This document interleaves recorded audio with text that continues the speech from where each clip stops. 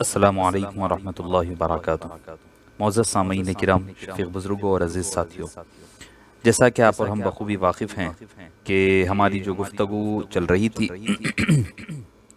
امام علی مقام علیہ السلام، امام ہمام سیدنا امام حسین رضی اللہ عنہ وارضاہ کی کوفہ میں آمد کے حوالے سے، تو ہماری جو گفتگو کا اختتام ہوا تھا کہ امام علی مقام رضی اللہ عنہ وارضاہ کے پاس بدوؤں کے جو قافلے آ رہے تھے اور آ کر کوفہ میں شاندار استقبال کرنا ہوگا، وسیع پیمانے پر دعوتیں ہوں گی، سب امام کی تقریر سے کوفہ کے حالات کا پتہ چل جائے گا۔ وہ تو پہلے والے لوگ جو خوشی میں تھے کہ بھئی ہو سکتا ہے کہ سارے حالات وہاں پر امام علی مقام کے حساب سے ہوں گے۔ جیسے جیسے لوگ قریب آتے گئے، حج سے جو واپس آ رہے تھے خیمے قافلے، جب ان کو پتہ چلتا گیا تو وہ بے بس ہونے لگے اور بڑی تکلیف میں ان کا دن گزرنے لگا۔ وہ پریشان ہونے لگے کہ امام علی مقام کے ساتھ یہ کیا ہو گیا ہے۔ معزز سامعین کرام، امام علی مقام رضی اللہ عنہ ورضاہ جب آ کر کے رات میں وہیں پر قیام فرمایا خیمے پر، آج کی رات نہایت بے قراری سے گزری۔ حضرت مسلم اور ان کے شہزادوں کی وفات کا بڑا گہرا غم اثر کیا تھا۔ اب تصورات کی دنیا میں ایک سوچ و بچار میں تھے۔ امام علی مقام تو پہلے ہی جانتے تھے، اب ہر شخص نئے انداز سے سوچ رہا تھا۔ صبح ہوتے ہوئے شہزادہ رسول کا قافلہ آگے بڑھتا گیا۔ دوپہر کے وقت موضع شراب سے کچھ دور گزرتا ہوا نکل گیا۔ سامنے کی طرف دیکھ کر ایک شخص نے کہا، اللہ اکبر! وہ سامنے شاید کھجوروں کے درخت نظر آ رہے ہیں، وہ سائے میں تھوڑی دیر آرام کر لیتے ہیں۔ قبیلہ بنی اسد کے دو شخصوں نے بتایا کہ اس مقام پر کھجوروں کا کوئی درخت نہیں، ممکن ہے کچھ سوار ہوں۔ امام علی مقام نے دیکھ کر فرمایا، ہمیں بھی سوار ہی معلوم ہوتے ہیں، کیا تمہیں کوئی ایسی جگہ معلوم ہے جہاں پر پشت پر ہو جس سے فائدہ اٹھا کر ہم ان سے مقابلہ کر سکیں؟ تو وہ جو مقامی لوگ تھے ان لوگوں نے کہا کہ یقیناً ایک علاقہ ہے، ہم آگے جا کر کے آپ کو وہ علاقہ بتائیں گے۔ تو معزز سامعین کرام، اب آگے بڑھتے گئے آگے جب دیکھتے ہیں تو چند گھڑیوں کے بعد آپ کے سامنے 1000 سپاہیوں کی فوج کا ڈیرا ڈال رہی تھی۔ اس فوج کا سپہ سالار ہر تھا، ہر بن یزید۔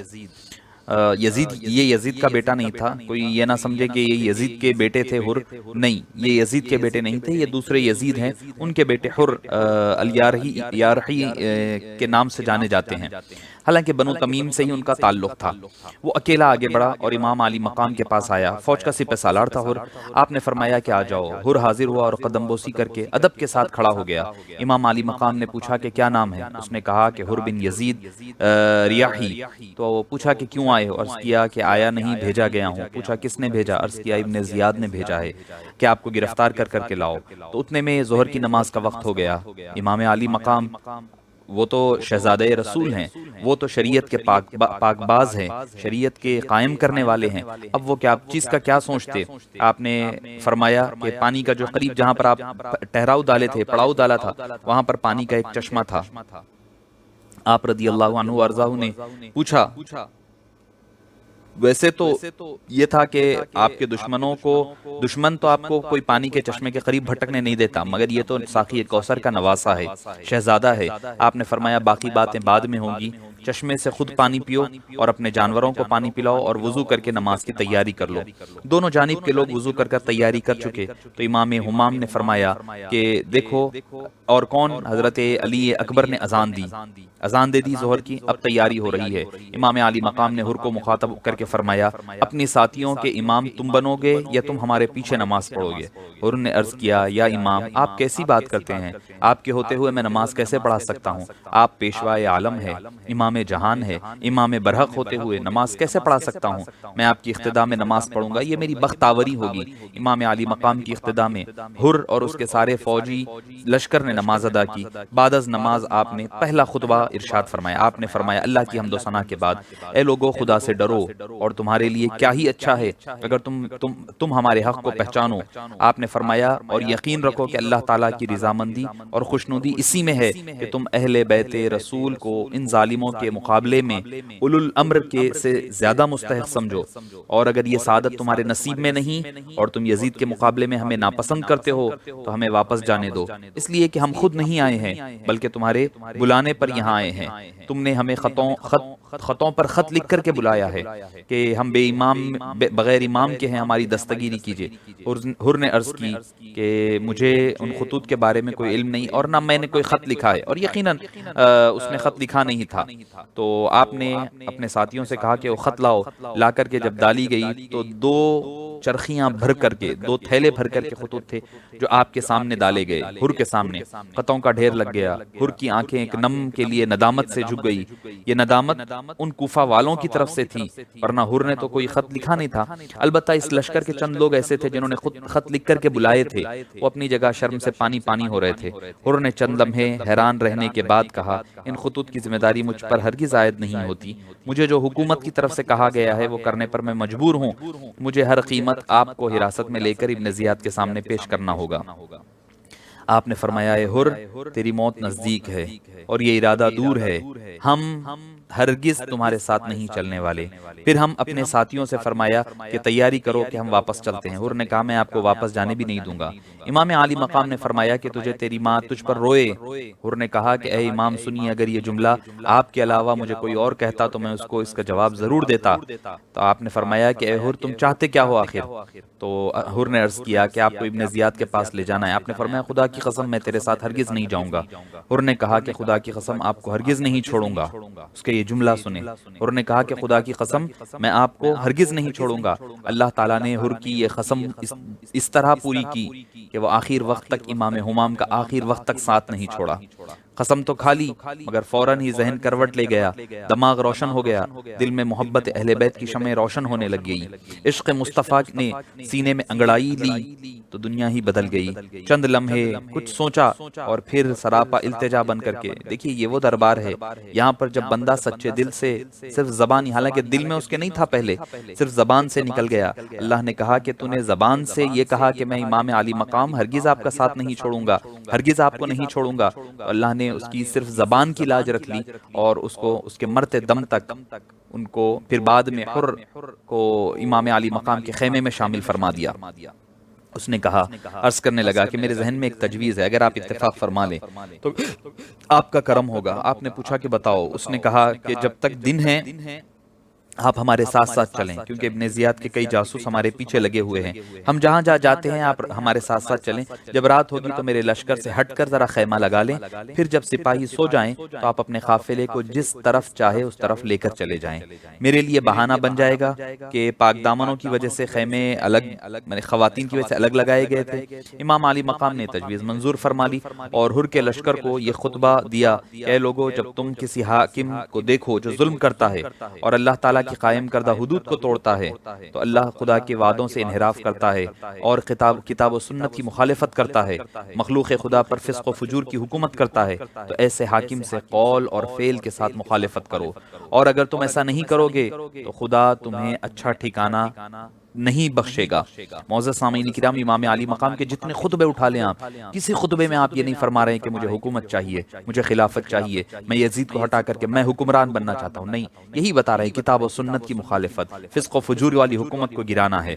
دیکھیے یہ لوگ شیطان کی پیروی اور رحمان سے سرکشی کرتے ہیں، ان کا فتنہ و فساد ظاہر نظر آتا ہے، یہ اللہ کی تعین کردہ حدود کو پھلانگ رہے ہیں، مال و زر کو اور پر ناجائز تصرف کیا جا رہا ہے، اللہ کے حلال کو حرام کیا جا رہا ہے اور حرام کو حلال کیا جا رہا ہے۔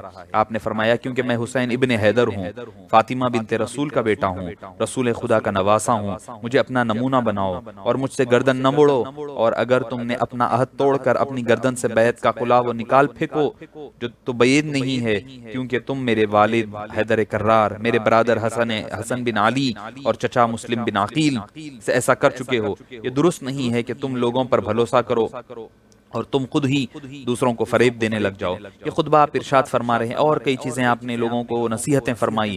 اس کے بعد آپ کا قافلہ آگے بڑھنے لگا، اب یہ بھی چل رہے ہیں وہ بھی چل رہے ہیں، قافلہ جاتے ہی جا رہا ہے، ایک طرف حر کا لشکر چل رہا ہے، دوسری طرف ذرا ہٹ کر امام علی مقام کا چل رہا نورانی لشکر چل رہا ہے۔ چلتے چلتے مقام عظیم الاجا کے مقام احجانات کے مقام پر پہنچے تو وہاں کوفہ سے آنے والے 4 اشخاص امام علی مقام کی بارگاہ میں حاضر ہوئے. آپ نے پوچھا کہاں سے آئے ہو؟ عرض کی کوفہ سے. فرمایا کوفہ کا کیا حال ہے؟ ان میں سے ایک شخص مجمع بن عبید اللہ عامری نے عرض کی اے جگر گوش ہے رسول، کوفہ کے حالات انتہائی بدتر ہیں. حکومت نے سارے رؤساء کو خرید لیا ہے اور لوگ اشرفیوں کی بھری بھری تھیلیاں دیکھ کر فروخت ہو چکے ہیں. تو وہ لوگ آپ کی پوری شدت سے مخالفت کر رہے ہیں اور آپ کی تشریف آوری کو حکومت کے خلاف بغاوت سمجھ رہے ہیں اور خروج کا نام دیا جا رہا ہے. یزید کو امیر المومنین اور خلیفہ برحق کہہ رہے ہیں. آپ نے پوچھا کہ ہمارے خاصن خیس کا حال سناؤ. تو انہیں اب آپ سے محبت کی، وہ کہنے لگے کہ آپ سے محبت کے جرم میں اور آپ کے معیت میں اور سنگت دینے کی وجہ سے ان کو شہید کر دیا گیا. آپ نے انا للہ و انا الیہ راجعون پڑھا اور ان کے لیے دعا فرمائی.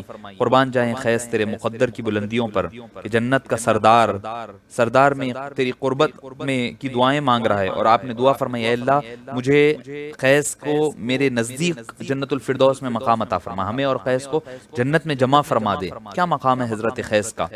پھر ان میں سے ایک شخص ترماح بن عدی جو عدی بن حاتم الطائی کے پوتے ہوتے ہیں، عرض کی کہ شہزادہ رسول آپ کی لشکر کی حراست میں رہنا مناسب نہیں، یا تو آپ ان لوگوں پر حملہ کر دیں یا ان کو شکست دے کر کوئی دوسری راہ اختیار کر لیں، یا پھر ہمارے ساتھ تشریف لے چلیں، کیونکہ اس لشکر کے علاوہ بھی بہت بڑی فوج آپ کے مقابلے کے لیے کوفہ میں تیار کھڑی ہے. خدا کی قسم میں نے اتنی بڑی فوج کبھی نہیں دیکھی، حالانکہ ہے ادھر 72 لوگ، وہاں لائی گئی ہزاروں کی فوج. آپ نے حضرت ترمح بن عدی نے کہا کہ آپ ہمارے ساتھ چلیں، ہم آپ کو کوہ کے دامن میں رہتے ہیں، وہاں پر ہم دشمنوں پر ہر حملے سے محفوظ ہے. آپ وہاں جا کر ایک خطبہ ارشاد فرما دیں تو قبیلہ طے کے 20,000 افراد آپ پر فدا ہونے کے لیے 10 دن کے اندر اکٹھے ہو جائیں گے، اور جب تک کوئی آنکھ پلک جھپکتی رہے گی وہ آپ پر فدا ہو جائیں گے. امام علی مقام نے ان لوگوں کا شکریہ ادا کیا اور فرمایا اللہ تمہیں جزائے خیر عطا فرمائے. ہم نے کوفیوں سے ایک عہد کیا ہے، یقیناً وہ عہد توڑ رہے ہیں، مگر ہم وعدہ کر کے آئے ہیں ان سے، ہم ان کا وعدہ نہیں توڑ سکتے. تو وہ لوگ چاروں لوگ بڑے حسرت اور یاس کی تصویر بنے. قدوم امام حسین رضی اللہ عنہ کو چوما اور چوم کر کے وہ آگے چل پڑتے ہیں، وہ نکل پڑتے ہیں اور وہ عرض کرتے ہیں کہ ہم جا کر کے اپنے لشکر کو تیار کر کے لے کر آئیں گے. اب تھوڑی دیر کے بعد حر نے آپ کی خدمت میں حاضر ہوا. اس کے ہاتھوں میں خط تھا جو امام کی خدمت میں پیش کر کے خاموشی سے بیٹھ گیا. یہ ابن زیاد کا آیا ہوا خط تھا. تو اس نے ابن زیاد نے لکھا تھا کہ حسین اور ان کے ساتھیوں کو کسی پناہگاہ کی طرف نہ جانے دینا اور ان سب کو کھلے میدان میں رکھو، ان کے ساتھ کسی قسم کی کوئی رعایت نہ کرنا. یہ میرا قاصد تمہارے ساتھ رہے گا اور تمہاری ہر حرکت نقل و حرکت پر نظر رکھنے والا ہے. امام نے خط پڑھ کر واپس کرتے ہوئے فرمایا اب تم کیا چاہتے ہو؟ حر نے عرض کی آپ رات کے وقت میں ہر قیمت ہم سے علیحدہ ہو جائیں اور راتوں رات زیادہ سے زیادہ سفر کر کے کسی اور مقام پر چلے جائیں. امام نے حر سے وعدہ فرما لیا اور وہ واپس چلا گیا. رات ہو چکی تھی. حر کے سفر میں تھکے ہارے سپاہی سو گئے. امام علی مقام نے اطمینان لینے کے بعد اپنے قافلے کو چلنے کا حکم دیا. قافلہ چلتا رہا. رات کے آخری حصے تک چلتے وہ دشت نینوا جہاں حضرت یونس علیہ السلام کو اللہ تعالیٰ نے روانہ فرمایا تھا وہاں پہنچے. سبھی لوگ تھک چکے تھے، تھک کر چور ہو گئے تھے. ایک مقام پر قافلہ اتارا گیا. نیند کس کو آنی تھی، بس تھوڑی دیر آرام کر لیے. امام زین العابدین اپنی دائیں جانب کجاوے سے ٹیک لگائے بیٹھے ہوئے تھے کہ امام علی مقام نے انا للہ و انا الیہ راجعون پڑھتے ہوئے اٹھ بیٹھے. امام علی مقام امام زین العابدین تڑپ کر پوچھا کہ ابا جان کیا معاملہ ہو گیا، آپ پر قربان کوئی خواب تو نہیں پریشان کر دیا؟ آپ نے فرمایا کہ ہاں میرے چاند، میں نے خواب میں دیکھا ہے کہ ایک سوار جا رہا ہے اور وہ کہہ رہا تھا کہ لوگ چلتے ہیں اور ان کی خزائیں ان کی طرف بڑھتی ہے. یہ صدائیں سن کر مجھے یقین ہو گیا کہ اب ہماری شہادت کا وقت قریب آ چکا ہے. امام زین العابدین آگے بڑھ کر اپنے بابا کے ہاتھوں کو چوم کر عرض کیا پیارے بابا جان خدا آپ کو کوئی برائی نہ دکھائے، کیا ہم حق پر نہیں ہیں؟ آپ نے فرمایا کہ میرے لال ہم یقیناً حق پر ہے، ہم حق پر نہیں ہوں گے تو اور کون حق پر ہوگا؟ شہزادہ حسین نے عرض کی میرے آقا اگر ہم حق پر ہیں تو پھر ہمیں جانے دینے کی کیا پرواہ؟ میرے حضور ہم سب آپ پر فدا ہونے کے لیے تیار ہے. پھر فرمایا جاء الحق وزهق الباطل. پھر اس کے بعد آپ اس لغدغ صحرا میں ایک مقام پر اترنا چاہے. آپ نے پوچھا کہ یہ کون سی جگہ ہے؟ زہیر بن قیس نے بتلایا کہ یہ عقر نام کی ہے. آپ کی طبیعت بوجھل ہو گئی کیونکہ عقر کے معنی جو ہے بانجھ ہونا ہوتا ہے، بے ثمر ہونا، بے نتیجہ ہونا. آپ نے پھر آگے بڑھے، چلتے گئے. پوچھا یہ کون سی جگہ ہے؟ کہا ارض ماریا ہے. آپ نے فرمایا کوئی اور جگہ چلتے ہیں.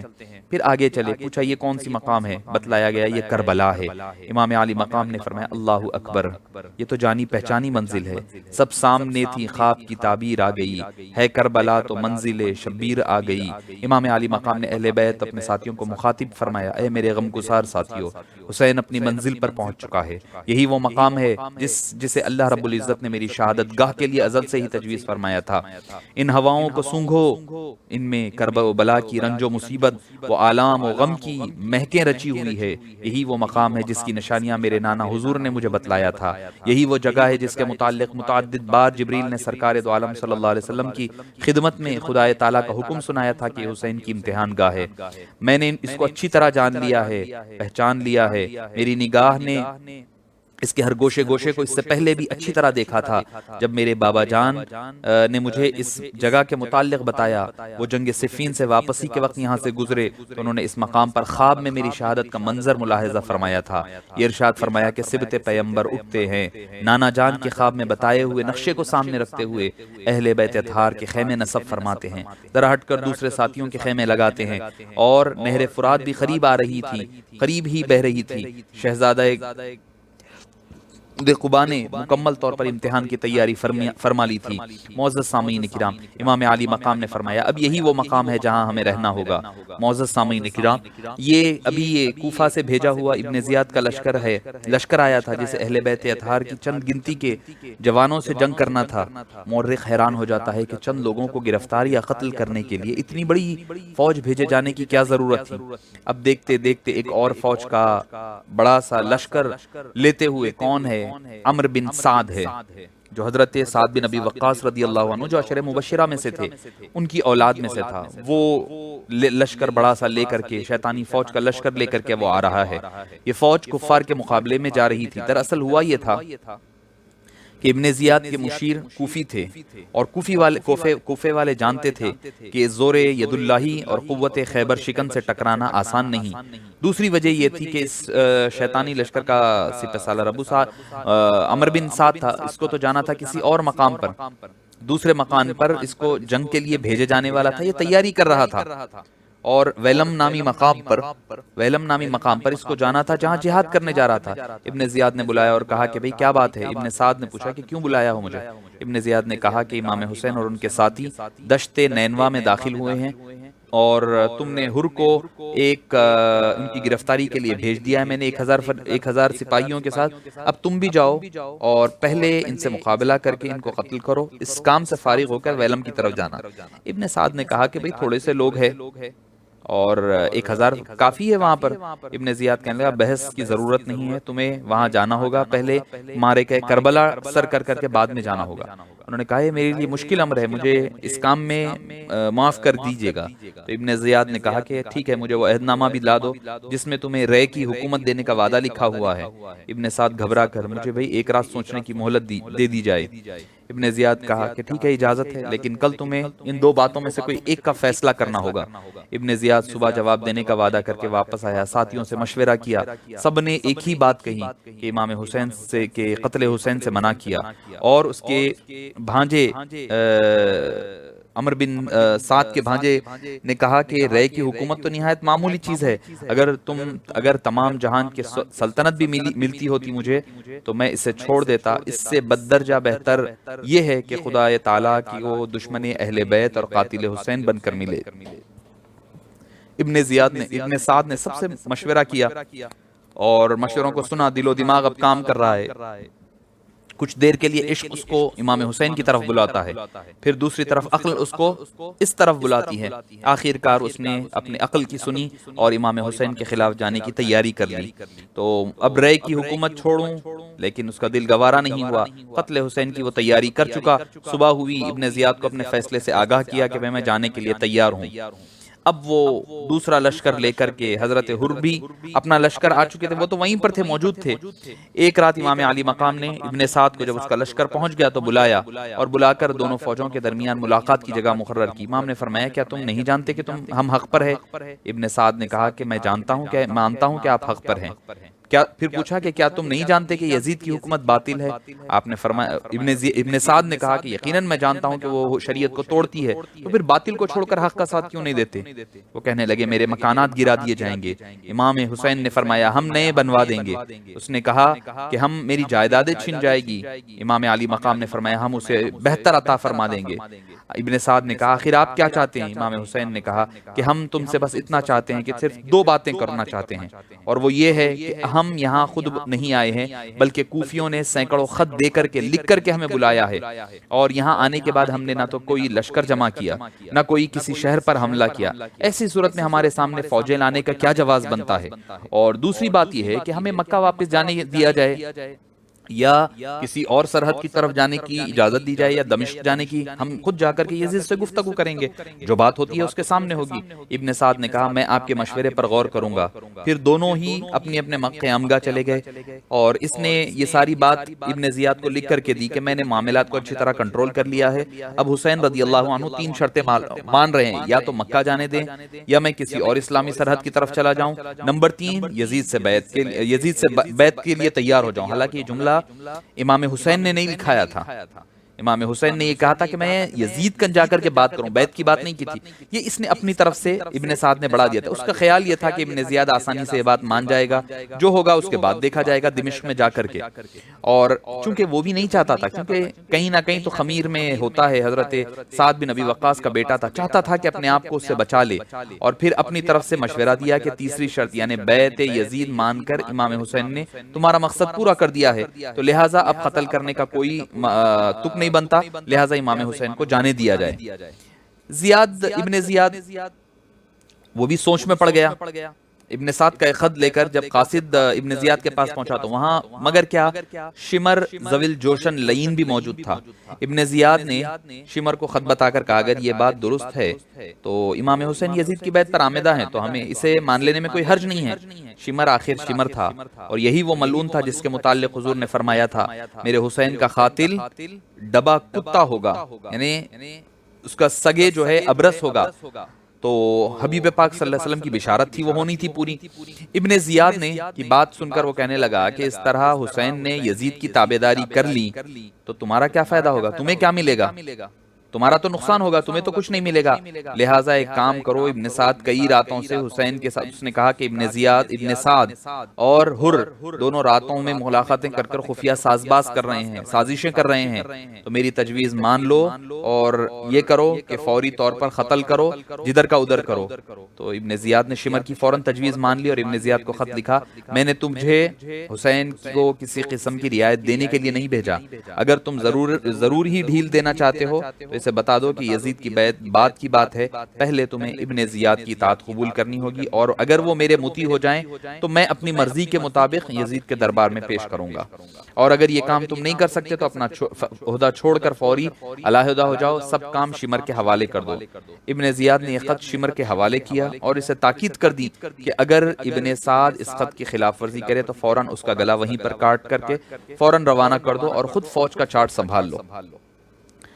شمر نے کہا کہ میرا ایک کام بھی ہے۔ اس نے پوچھا کہ وہ کیا ہے؟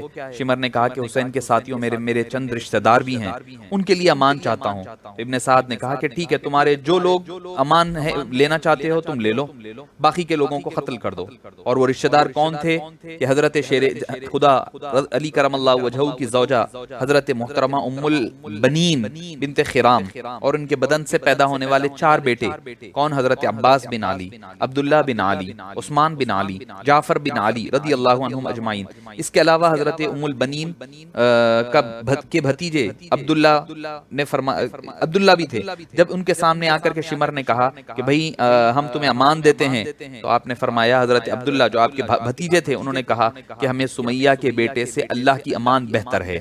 حضرت عباس علمدار نے فرمایا شمر ہو تم پر اور تمہاری امان پر اور ماموزاد ہو کر ہمیں امان دیتا ہے، لیکن نواز رسول اور جگر گوشہ بطول کے لیے امان نہیں ہے۔ ہزار بار لعنت تمہاری اس امان پر، ہمارے لیے نواز رسول کے قدموں میں جان دینا تمہاری اس امان سے کروڑہ درجے بہتر ہے۔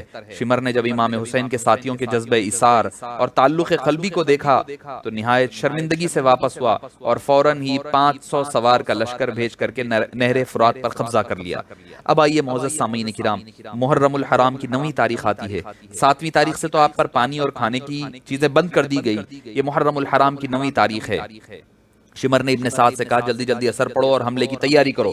ادھر امام علی مقام اثر کی نماز کی تیاری کر رہے ہیں، ادھر یزیدی فوج نماز اثر سے فارغ ہو گئی۔ دیکھیے نماز دونوں طرف ہے، اور لشکر نمازیوں کا ابن شمر اور ابن سعد اور ہر کی طرف زیادہ ہے، امام حسین کا تو 72 کا ہے۔ تو پتا چلا کہ کئی بار بڑا لشکر ہمیں دھوکہ نہ دے دے، بڑی جماعتیں ہمیں دھوکے نہ دے دے، بڑے نمازیں ہمیں دھوکے نہ دے دیں۔ ہم اکثر متاثر ہو جاتے ہیں، ارے بڑا لشکر ہے، بڑی جماعت ہے، بڑے بڑے داڑیاں ہیں، یہاں پر بھی تو بڑی نمازیں تھیں۔ اللہ نے کیا فرمایا؟ استعینوا بالصبر والصلاۃ، نماز اور صبر کے ذریعے سے اللہ کی مدد طلب کرو، ان اللہ مع الصابرین۔ مگر اللہ کیا فرمایا؟ نماز پڑھنے والوں کے ساتھ نہیں فرمایا، کیونکہ نمازی دونوں طرف ہے، ادھر بھی نمازی ہے ادھر بھی نمازی ہے، مگر فرق کیا ہے؟ صبر کا ہے۔ ادھر امام حسین رضی اللہ عنہ صبر کے پیکر بنے ہوئے ہیں۔ معزز سامعین کرام، یزیدیوں کی اس نماز کا کیا نام رکھا جائے؟ بہرحال نماز عصر سے فراغت کے بعد امام ہو کر امام عصر کو قتل کرنے کے لیے یزیدی فوج حرکت میں آ جاتی ہے۔ حضرت عباس علمدار 20 سواروں کے سامنے آئے اور عمرو بن سعد سے پوچھتے ہیں کہ تمہاری فوج کیوں آگے بڑھ رہی ہے؟ ابن سعد نے کہا کہ ابن زیاد کا لکھا ہوا اس مضمون کا خط شمر لایا ہے، اب بتاؤ کیا ارادہ ہے؟ حضرت عباس نے فرمایا امام علی مقام سے پوچھ کر بتاتا ہوں، اور امام حسین کی خدمت میں عرض کیے، اور واپس پھر بات چیت ہوئی۔ ہونے کے بعد جب واپس آئے، امام علی مقام کے ساتھیوں میں سے حبیب ابن مظاہر نے یزیدی فوج کو مخاطب کر کے فرمایا اللہ تبارک و تعالیٰ کی نظر میں بدترین لوگ وہ ہوں گے جو ان کے حضور اللہ کی اس حالت میں ہوں گے کہ ان کے ہاتھ تہجد گزار عابدوں اور نبی کی اولاد کے خون سے رنگین ہوں گے۔ یزیدی فوج سے عزرا بن قیس نے کہا بہت خوب، آفرین صد آفرین، اپنی عظمت و بڑائی بیان کرنے کا اچھا طریقہ نکالا ہے، جی بھر کے اپنی پاکیزگی اور شان بیان کرو۔ عزرا نے تمسخر جب اڑایا تو امام حضرت نے فرمایا کہ اے بدبخت، تو کیا کہہ رہا ہے؟ کس کے بارے میں تو کلام کر رہا ہے؟ یہ تو سوچ لیا کر کہ کس کے بارے میں۔ عزرا نے جواب دیا کہ تم وہی زبیر نہیں کہ جو حضرت عثمان کے حامیوں اور حضرت علی رضی اللہ عنہ کے مخالفین کے ساتھ تھے؟ زبیر نے کہا کہ ہاں میں وہی ہوں۔ تو اس کے بعد پھر امام علی مقام رضی اللہ عنہ وارضاہ نے باہر آئے، اور باہر آ کر آپ نے عمرو بن سعد کو فرمایا، جب حضرت عباس علمدار نے جب پیغام لے کر کے امام علی مقام کا باہر تشریف لائے اور عرض کیے کہ ہمیں آج کی رات اپنے رب کی عبادت کر لینے دیں، ہم زندگی کی آخری شب میں آخری بار تلاوت قرآن کریم کرنا چاہتے ہیں۔ عمرو بن سعد کے ساتھیوں نے کہا کہ ٹھیک ہے، اب ویسے بھی شام ہو رہی ہے، اور اگر تم سے ویلم کے کفار بھی ایک رات کی مہلت مانگ لیتے تو تم دے دیتے، تو اب شہدائے کربلا نے مانگا ہے تو انہوں نے دینے کے لیے تیار ہو گئے۔ اب معزز سامعین کرام، محرم الحرام کی 10ویں صبح آتی ہے، 10ویں رات محرم الحرام ہے، اب رات ہے، کل صبح ہوگی، 10 تو کل صبح ہوگی، ابھی تو آج 9 اور 10 کی درمیانی شب ہے، صبح کو یوم عاشورہ ہے، کائنات ارض و سما کے ظہور میں آنے کا دن ہے، چاند تاروں اور سورج کی پیدائش کا دن، جنت و دوزخ کے بننے کا دن، حضرت آدم کی توبہ قبول ہونے والا دن، حضرت ابراہیم کی نار کو گلزار کرنے کا دن، ابراہیم کی فتح نمرود پر، فرعون کے غرق نیل ہونے کا دن، اور حضرت ادریس کو بلندی عطا کری گئی، حضرت نوح کا سفینہ کنارے پر لگا، اسی دن یوسف کو زندان سے رہائی ملی، اسی دن امام زین العابدین کی بیڑیاں پہنائی گئی، اسی دن حضرت اسماعیل ذبیح اللہ کی جگہ مینڈا قربان ہوا تھا، اور اسی روز معافی چاہتا ہوں کیونکہ اسماعیل ذبیح اللہ کی جگہ مینڈا تو 10 ذی الحجہ کے دن ہوا تھا، اسی دن حضرت یعقوب علیہ السلام کو یوسف کی ملاقات کی بشارت دی گئی، اور اسی دن حضرت سجاد اپنے باپ سے بچھڑ گئے تھے،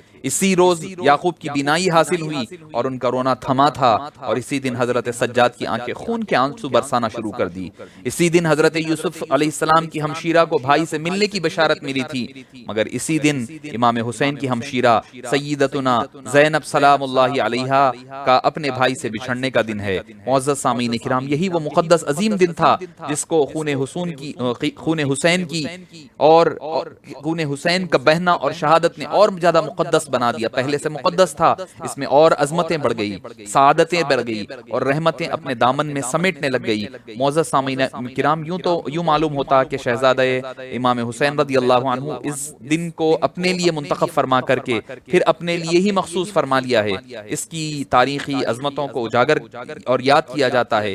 اس عاشور محرم کی صبح ہونے میں 8 گھنٹے, رات کا 10 گھنٹے باقی تھے. اس عاشور محرم کی صبح ہونے میں ابھی وقت باقی تھا, بلکہ یوں سمجھے کہ قیامت بپا ہونے میں چند گھنٹے باقی ہے. آپ نے اپنے ساتھیوں سے خطاب فرمایا, عشاء کی نماز کے بعد اپنے ساتھیوں کو بلا کر فرمایا, حمد و ثنا کے بعد فرمایا کہ میں جو حالت میں خدا تعالیٰ کا شکر گزار ہوں, خواہ رنج ہو, آلام ہو, راحت ہو, خوشی ہو, ہر حالت میں اللہ کا شکر گزار ہوں. پھر اس کے بعد آپ نے فرمایا کہ اے لوگو دیکھو, یہ جو میری حالت ہے, یہ جو میرا مسائل نظر آ رہے ہیں, یہ سارے کے سارے میرے لیے ہے. میرے غم گسار, میرے ہمدرد ساتھیوں, مجھے اچھی طرح معلوم ہے کہ آج تمام روئے زمین پر مجھ سے اور میرے ساتھیوں سے افضل کوئی جماعت نہیں ہے, اور نہ ہی اہل بیت اطہار سے زیادہ خیر خواہ اور ہمدرد دنیا میں کوئی ہے. آپ لوگ جانتے ہیں کہ یزید کو میرے ساتھ دشمنی ہے, اور اسی لیے وہ میرے ساتھ ہے, میرے سامنے ہے. تمہارا کچھ نہیں ہے, یہ چمکتی ہوئی تلواریں فقط میرے لیے ہیں, تمہارے لیے نہیں ہے. مجھے تو امتحان خاص دینا ہے, یزیدی فوج کو تو بس سر شبیر لینا ہے. میں خوش ہو کر اجازت دے رہا ہوں تم کو, چلے جاؤ جہاں جاؤ, خوش رہو, خوش زندگی کی راحتیں پاؤ. امام عالی مقام کی رقت انگیز گفتگی جب سنے, ساتھی تڑپ گئے اور روتے ہوئے عرض کرنے لگے, شہزادہ کون و مکان, اب آپ کو چھوڑ کر کہاں جائیں گے؟ آپ کے سوا ہمارا اس دنیا میں کون ہے جس کے لیے ہم زندہ رہ سکتے ہیں؟ اے جگر گوشہ بطول, کروڑوں زندگیاں بھی ہوں تو آپ کے قدموں پر نچھاور. آپ محبوب کبریا کے نواسے ہیں, ہم آپ کو چھوڑ کر کے جانے والے نہیں ہیں. چاہے کچھ ہو جائے, ہم اپنی جان قربان کرنے کے لیے آپ کے پاس آئے ہیں, بس کر کے ہی جائیں گے. تو اب اس کے بعد حضرت عباس نے کہا کہ اے امام, ہمیں وہ دن نہ دکھا کہ ہم آپ کے بعد زندہ رہ سکیں. حضرت مسلم کے بھائیوں نے بھی یہی کہا, ہر ایک نے, اوسجا نے کہا, سعد بن عبداللہ نے انہی الفاظ سے کہا کہ ہم اس وقت تک آپ کے لیے لڑتے رہیں گے جب تک ہماری جانیں ہیں. امام علی مقام نے جب یہ ایثار کے پیکروں کی گفتگو سنی تو انہیں دعائیں دیتے ہوئے فرمایا, اگر آپ سب کی یہی خواہش ہے تو بس ٹھیک ہے, پھر ایک کام کرو, آج کی رات ہمارے پاس تنہا اور اکیلی رات ہے, تو ہم ایسا کرتے ہیں کہ آج کی رات اپنی عبادتوں میں گزارو, جتنا ہو سکا اللہ کو گریہ وزاری کر لو اور اللہ کے دربار میں رجوع ہو جاؤ. اس کے بعد امام علی مقام رضی اللہ عنہ وارضاہ حضرت زینب رضی اللہ عنہا کے پاس تشریف لائے, اور لا کر کے آپ نے بیٹھے تو حضرت بی بی زینب نے محبتوں کا اور الفتوں کا اظہار فرمایا, اور جیسے اپنے بھائی کو کبھی ان کے پیشانی مبارک کو چوم رہی ہیں, کبھی آنکھوں کو, کبھی گلے ہائے مبارک کو. اس کے بعد ایسے لگتا ہے جیسے کہ یہ ایک جدائی والی ملاقات ہو رہی ہے. امام علی مقام نے سکوت کے ساتھ توڑتے ہوئے اپنی بہن سے پوچھا, آپ نے آج سے پہلے اس طریقے سے میرے ساتھ محبت کا معاملہ نہیں فرمایا, کیا بات ہے؟ تو آپ نے فرمایا کہ امی کی آنکھ کے تارے اور دکھی بہن کے دل کے سہارے, پیارے بھائی جان, آج مجھے امی جان کا ایک فرمان یاد آ گیا. میں دیکھ رہی ہوں کہ وہ وقت غالباً سر پر آ چکا ہے جس کے لیے میری امی سیدتنا فاطمہ الزہرا رضی اللہ عنہا نے وصیت فرمائی تھی. آپ نے فرمایا تھا, آخری وقت مجھے وصیت کرتے ہوئے فرمایا تھا کہ ایک وقت ایسا بھی حسین پر آئے گا کہ تمہیں اپنے بھائی کا ساتھ دینا ہوگا. پھر امی جان نے مجھ سے وعدہ لیا تھا کہ تم امام الانبیاء کی نواسی ہو, حیدر کرار کی بیٹی ہو, کہیں اپنے وعدے کو بھول نہ جانا. مجھے لگتا ہے کہ اب وہی وقت قریب آنے والا ہے, اور آج کی رات مجھے اس بات کا پورا یقین ہو گیا ہے کہ کل آپ کے گلوئے مبارک پر ظلم و ستم کی شمشیر چل جائے گی. میری اماں جان اور اماں یا بھائی جان شہید ہو جائیں گے اور اہل بیت اطہار کا قافلہ لٹ جائے گا. مجھے اس چیز کا جیسے کہ ذکر فرمایا گیا تھا ام لیلہ وہ ام رباب کا سہاگ اجڑنے والا ہے. معزز سامعین کرام, حضرت بی بی بہن اور بھائی دونوں میں یہ محبت بھرے الفاظ کا تبادلہ ہونے لگا. آپ نے پھر فرمایا کہ میری جو بیٹی ہے سکینہ ہے اور اس کے علاوہ فاطمہ صغرا ہے، ان لوگوں کا خیال رکھیں اور ان سے ساتھ محبت کے ساتھ ان کو کمی اپنے والد کی ہونے نہ دیں۔ پھر حضرت امام زین العابدین فرماتے مجھے اس وقت سخت بخار تھا، میری پھوپھی جان میری تیمارداری میں کبھی مصروف رہتی، کبھی حضرت امام حسین رضی اللہ عنہ وارضاہ سے کلام کیا کرتی۔ پھر اس کے بعد حضرت امام حسین رضی اللہ عنہ وارضاہ اپنے ازواج مطہرات ازواج طاہرات کے پاس تشریف لے جاتے ہیں، جن میں حضرت جناب رباب ہے، لیلہ ہے، ان کے پاس جاتے ہیں اور جا کر ان کو ملاقات کرتے ہیں۔ فرماتے ہیں کہ بھئی تمہارے ساتھ یہ کیا ہو گیا ہے؟ حسین تم سے نادم ہے مگر مجبور ہے، اے میری ازواج جیسا تمہارا حق تھا میں نے تمہارا غالباً حق ادا نہیں کیا، اور میں تمہارا مشکور ہوں کہ تم فقر فاقہ کی زندگی گزارنے میں تم نے میرا پورا ساتھ دیا۔ میں تمہارا اس کے لیے بھی ممنون ہوں کہ تم نے ہمیشہ میری رضا کو اپنی رضا پر مقدم رکھا اور میری ردائے تطہیر کو شکوہ و شکایت کی آلودگی سے کبھی داغدار نہیں فرمایا۔ امام حسین جیسے جیسے کہتے جاتے وہ رونے لگیں اور عرض کرنے لگی کہ آپ نے ہمیں جو دیا ہمارے لیے وہی سب کچھ ہے۔ ہمارے لیے بات کرنے لگتی تو بات ان کی زبانوں سے نہیں ہچکیاں بننے، کیونکہ ان کو پتہ لگ چکا تھا اب یہ آخری رات ہے، اب یہ جانے والے ہیں۔ انہوں نے کہا کہ آپ نے ذروں کو آفتاب بنا دیا، آپ کے فقر و فاقہ نے ہمیں اسلوب زندگی سے آشنا کر دیا، آپ کے افلاس نے جینے کا سلیقہ سکھایا، آپ کی نسبت نے ہمیں آپ صلی اللہ علیہ وسلم کی اہل بیت اطہار میں داخل کرا دیا۔ آج ہم جیسا خوش نصیب کون ہے دنیا میں؟ ہم نواسائے رسول اور جگر گوشہ بطول کے ساتھی ہیں۔ پھر حضرت جناب علی اصغر کی والدہ مکرمہ نے ہاتھ باندھ کر عرض کی لیکن میرے سرتاج مجھے ایک افسوس ضرور رہے گا کہ آپ نے مجھے اس قابل نہ سمجھا کہ میں آپ کی اس امتحان میں شریک ہو سکوں، میں آپ کو کبھی نہیں چھوڑ سکتی۔ تو اس کے بعد حضرت امام حسین رضی اللہ عنہ وارضاہ نے سب کے ساتھ محبت کے ساتھ مودت کے ساتھ ملاقاتیں کی، اور ملاقاتیں کرنے کے بعد آپ نے سب سے اجازت لیتے ہوئے اب اپنے اپنے خیموں میں تشریف لے گئے، اور رات بھر نماز ادا ہو رہی ہے، تہجد رات بھر اسی عبادت میں، اسی نیند کسے آنی ہے؟ اب تو صبح کا انتظار ہو رہا ہے، اسی بے اطمینانی کے ساتھ، مگر دل کو سکون اور اطمینان ہے، شوق شہادت کے جذبات کی دنیا آباد کر چکے ہیں۔ اب رات بھر عبادت میں گزری، ہوتے جب تہجد کا وقت آیا تو کچھ وقت کے لیے امام حسین رضی اللہ عنہ وارضاہ کی آنکھ لگی۔ کیا دیکھتے ہیں کہ آنکھ لگتی ہے، کچھ دیر کے بعد وہ بے چین ہو کر اٹھ جاتے ہیں۔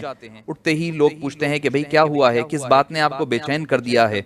تو آپ نے حضرت بی بی زینب دوڑتی ہوئی جاتی ہے کہ کیا بات ہے، کس چیز نے حضرت امام ہمام حضرت سیدنا امام حسین رضی اللہ عنہ وارضاہ کو بے چین کیا ہے؟ آپ دیکھتے ہیں، آپ فرماتے ہیں کہ میں ابھی آنکھ لگی ہے تو میں کیا دیکھتا ہوں کہ میں نے خواب میں نبی کریم صلی اللہ علیہ وسلم کا دیدار ہوا۔ آپ نے فرمایا کہ میں کل کے دن صبح کی تیاری کر رہے ہیں اور تمہارے آنے کا استقبال کرنے کے لیے تیاری کر رہے ہیں۔ تو معزز سامعین کرام، اور یہ فرمایا کہ میں نے خواب، بی بی زینب فرماتی ہے کہ میں نے خاتون کو دیکھا جو سر پر کپڑے اوڑی ہوئی ہیں اور کربلا کا جو میدان ہے اس کی صفائی ہو رہی ہے۔ میں نے قریب جا کر کے پوچھا آپ کون ہے؟ تو فرمایا کہ میں سیدہ فاطمہ الزہرا ہوں کہ کل میرا خانوادہ پورا یہاں پر شہید ہوگا، تو ان کے استقبال کے لیے آئی ہوں اور اس کے علاوہ ان کو تکلیف نہ ہونے پائے۔ اب جنگ کی تیاریاں ہو رہی ہے، لشکر حسین کی ترتیب، اگرچہ کہ وہ گنتی میں چند تھے لیکن اس قدر بہترین انداز میں آپ نے ترتیب دیا کہ آپ کے ساتھ 72 جان باز تھے، جس میں سے 32 سوار تھے اور 40 پیادے تھے۔ آپ نے ایک جانب حبیب بن مظاہر اور دوسری جانب زہیر بن قیس کو سپہ سالار لشکر مقرر فرمایا۔ حق و صداقت کا حسینی پرچم حضرت عباس ابن علی کو مرحمت فرمایا۔ جب یہ سارا لشکر ترتیب پا چکا تو آپ نے تحیتاً امامت کے لیے تیمم فرمایا اور خود بھی میدان میں تشریف لے آئے۔ معزز سامعین کرام، اب یہاں پر میدان جنگ جو ہے اب تیار ہو رہا ہے۔ امام علی مقام نے اس کے بعد پھر فرمائی، آپ اس دعا فرمائی، دعا کے بعد آپ نے فرمایا کم من فئۃ قلیلۃ غلبت فئۃ کثیرۃ باذن اللہ، کہا کہ بارہا کم جماعت جو ہے بڑی جماعتوں پر غالب آ جایا کرتی ہے۔ غالب وہی ہے، غالب کون آئیں گے؟ حالانکہ دکھنے میں تو یہ قوم جن کی گردنیں کٹ گئی ہے کٹ جائے گی، لیکن حق و صداقت کے پرچم ہمیشہ سرنگوں نہ ہونے دیا جائے گا۔ غالب وہی ہے جو ظلم و ستم کے ہر وار اپنے سینے پر روکے، غالب وہی ہے جو میدان سے پشت پھیر کر نہ دوڑے، غالب وہی ہے جو حق و صداقت کے تحفظ کے لیے قلت و کثرت کی پرواہ کیے بغیر اپنی جان کی بازی لگا دے۔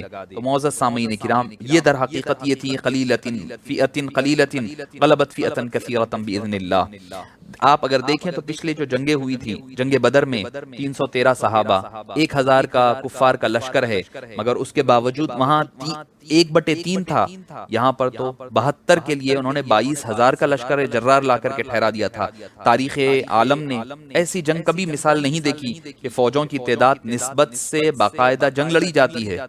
اقبال نے تو یہی کہا تھا نا، دشمنانے چوں ریگ صحرا لا تعد، دوستانے اوبا یزداں ہم عدو۔ معزز سامعین کرام، حساب کے اعتبار سے دیکھا جائے تو یہاں پر 72 کے لیے 22,000 کا لشکر لایا گیا۔ مورخ بھی حیران ہوگا لکھنے والا، مگر ان کا مقابلہ کس سے تھا؟ امام حسین رضی اللہ عنہ سے تھا اور ان کے شہزادگان سے تھا۔ معزز سامعین کرام، یہاں پر ایک اکثر ہم خارجی حضرات کی جو ایک تحقیق ہے وہ بتاتے ہیں کہ جس میں یہ کہتے ہیں کہ امام عالی مقام کے مقام کو بڑھانے میں اور آپ کے ساتھیوں کو بڑھانے کی بتایا گیا، جبکہ فوری طور پر لشکر ختم ہو گیا۔ ایسا کچھ نہیں ہوا معزز سامعین کرام، وہ مقام حسین تھا۔ کون؟ امام حسین، جس نے تلواروں کی جھنکار کے پس پردہ مسکراتی ہوئی زندگی کا پردہ اڑایا تھا اور جس نے عروس شہادت کے حسن و جمال کو بے نقاب کر دیا تھا۔ امام حسین کا مقابلہ تھا۔ امام کی حکومت ہمیشہ قائم تھی، دلوں پر ہے اور یہ رہے گی۔ اسی لیے تو کسی نے کیا خوب کہا، قتل حسین اصل میں مرگ یزید ہے، اسلام زندہ ہوتا ہے ہر کربلا کے بعد۔ معزز سامعین کرام، آگ کے شعلے بلند ہوئے تو یزیدی فوج سے ایک لعنتی مالک بن عروہ آگے بڑھا اور بآواز بلند پکارا، حسین تمہیں آخرت میں تو جہنم جانا ہی ہے، اس دنیا میں بھی اپنے لیے جہنم تیار کر لو۔ نعوذ باللہ من ذالک۔ امام علی مقام نے فرمایا، کذبت یا عدو اللہ، کہ تو جھوٹ بولتا ہے ظالم، تو یہ گمان کرتا ہے کہ حسین دوزخ میں جائے گا اور تو بہشت میں۔ ابھی آپ نے جملہ کہا ہی تھا کہ آپ کے ساتھیوں میں سے حضرت مسلم بن اوشجا نے تلوار کھینچی اور اس شقی کی طرف بڑھے اور فرمایا کہ اے مسلم رک جاؤ، میں نواس رسول ہوں، میں اپنی طرف سے جنگ کی پہل کرنا نہیں چاہتا۔ پھر آپ نے قبلے کی طرف رخ کر کر کے اللہ کی طرف پکارا، اللہم آخذہ الی النار، یا اللہ مالک بن عروہ کو آگ کی طرف کھینچ لے۔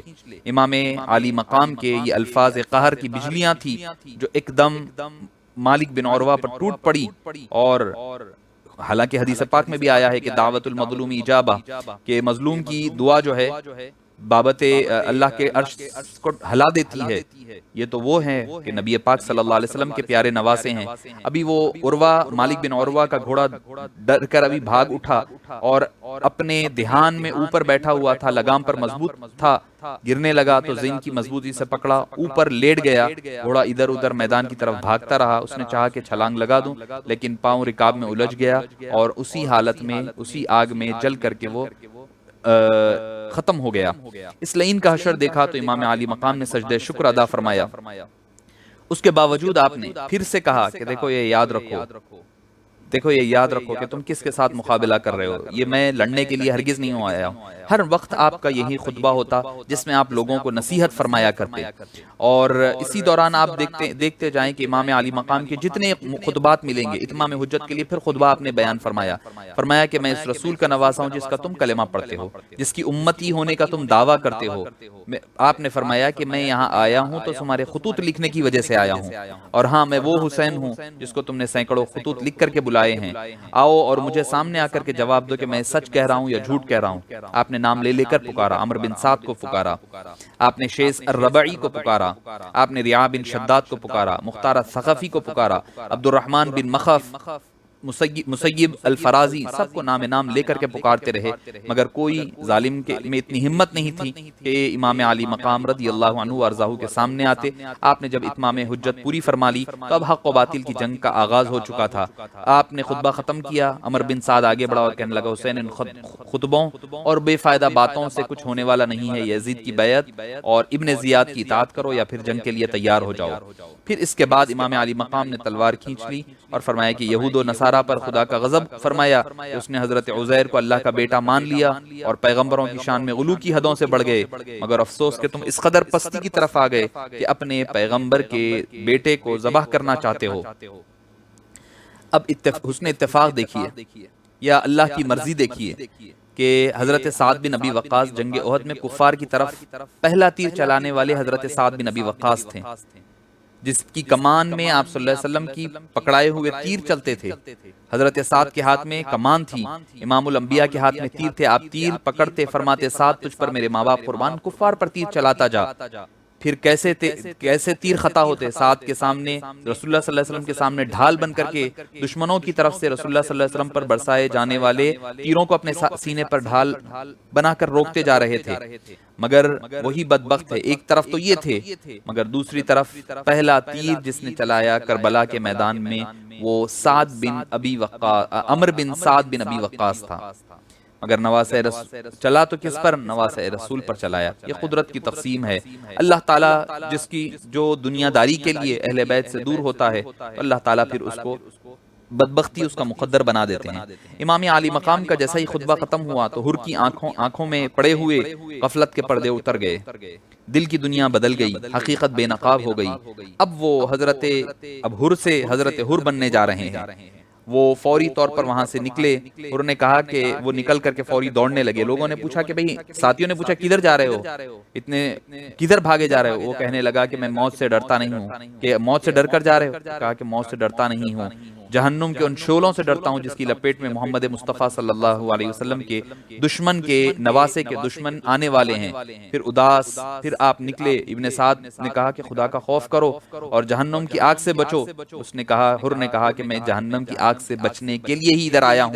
آ کر کے اس نے عرض کیا امام حمام کی بارگاہ میں بہت بڑا خطا کار ہوں، میں نے آپ کے قافلے کو روکا تھا، آپ کو اپنے ساتھ چلنے کے لیے مجبور کیا تھا، آپ مجھے معاف فرما دیے۔ میں نہیں جانتا تھا کہ لوگ اس قدر سنگ دل ہو جائیں گے، مجھے یقین تھا کہ یقیناً کوئی پرامن حل تلاش کر لیا جائے گا اور نکل جائے گا، اسی لیے مجھے معاف فرمائیے اور مجھے اجازت دیجیے کہ میں آپ کی طرف سے لڑتا ہوا اپنی جان کو قربان کر دوں۔ امام عالی مقام رضی اللہ عنہ وارضاہ نے ان کو اجازت دے دی۔ انشاءاللہ آج کی گفتگو کا ہم یہاں پر اختتام کرتے ہیں، آگے کی گفتگو انشاءاللہ ہماری کل کی گفتگو میں اختتام ہوگا۔ السلام علیکم ورحمۃ اللہ وبرکاتہ۔